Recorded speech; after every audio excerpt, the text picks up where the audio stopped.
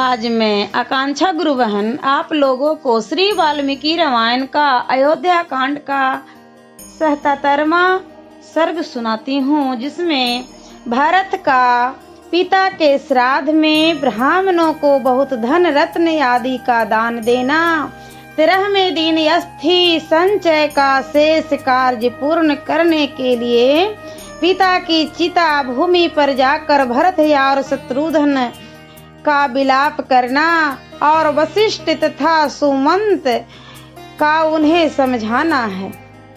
तदंतर दशाह व्यतीत हो जाने पर राजकुमार भरत ने 11वें दिन आत्मशुद्धि के लिए स्नान और एकादशाह श्राद्ध का अनुष्ठान किया। फिर 12वें दिन आने पर उन्होंने अन्य श्राद्ध कर्म किए। उसमें भरत ने ब्राह्मणों को धन्य रत्न प्रचुर अन्न बहुमूल्य वस्त्र नाना प्रकार के रत्न बहुत से बकरे चांदी और बहुतेरी गौएं दान की। राजपुत्र भरत ने राजा के परलौकिक हित के लिए बहुत से दास दासियां सवारियां तथा बड़े बड़े घर भी ब्राह्मणों को दिए। तदंतर 13वें दिन प्रातः काल महाबाहु भरत शोक से मूर्छित होकर विलाप करने लगे। उस समय रोने से उनका गला भर आया था। वे पिता के चिता स्थान पर अस्थि संचय के लिए आए और अत्यंत दुखी होकर इस प्रकार कहने लगे, तात आपने मुझे जिन ज्येष्ठ भ्राता श्री रघुनाथ जी के हाथ में सौंपा था, उनके वन में चले जाने पर आपने मुझे सूने में ही छोड़ दिया।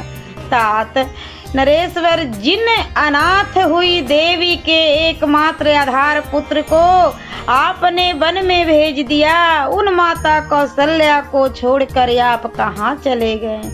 पिता की चिता का वह स्थान मंडल भस्म से भरा हुआ था। अत्यंत दाह के कारण कुछ लाल ही दिखाई देता था। वहाँ पिता की जली हुई हड्डियां बिखरी हुई थी। पिता के शरीर के निर्वाह का वह स्थान देखकर भरत अत्यंत विलाप करते हुए शोक में डूब गए। उस स्थान को देखते ही देखते वे दीन भाव से रोकर पृथ्वी पर गिर पड़े, जैसे इंद्र का यंत्रबद्ध ऊंचा ध्वज ऊपर को उठाए जाते समय खिसक कर गिर पड़ा हो। तब उनके सारे मंत्री उन पवित्र व्रत वाले भरत के पास आ पहुँचे, जैसे पुण्यों का अंत होने पर स्वर्ग से गिरे हुए राजा ययाति के पास अष्टक आदि राजर्षि आ गए थे। भरत को शोक में डूबा हुआ देख शत्रुघ्न भी अपने पिता महाराज दशरथ का बारंबार स्मरण करते हुए अचेत होकर पृथ्वी पर गिर पड़े। वे समय समय पर अनुभव में आए हुए पिता के लालन पालन संबंधी उन गुणों का स्मरण करके अत्यंत दुखी हो शुद्ध बुद्ध खोकर उन्मत्त के समान विलाप करने लगे। हाय, मंथरा से जिसका प्राकट्य हुआ है, कई रूपी ग्राह से जो व्याप्त है तथा जो जिस प्रकार भी मिटाया नहीं जा सकता, उन वरदानमय शोक रूपी उग्र समुद्र ने हम सब लोगों को अपने भीतर निमग्न कर दिया है। तात आपने जिनका सदा लाड़ प्यार किया है तथा जो सुकुमार और बालक हैं, उन्हें रोते बिलखते हुए भरत को छोड़कर आप कहाँ चले गए?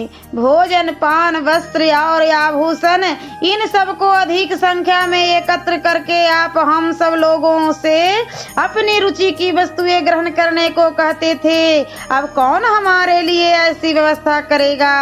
आप जैसे धर्मज्ञ महात्मा राजा से रहित होने पर पृथ्वी को फट जाना चाहिए।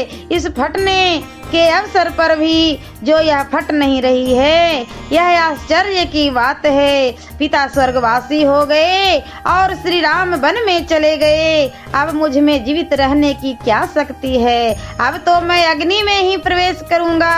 बड़े भाई और पिता से हीन होकर इक्ष्वाकु कुल वंशी नरेशों द्वारा पालित इस सोनी अयोध्या में प्रवेश नहीं करूंगा, तपोवन को ही चला जाऊंगा। उन दोनों का विलाप सुनकर और उस संकट को देखकर समस्त अनुचर वर्ग के लोग पुनः अत्यंत शोक से व्याकुल हो उठे।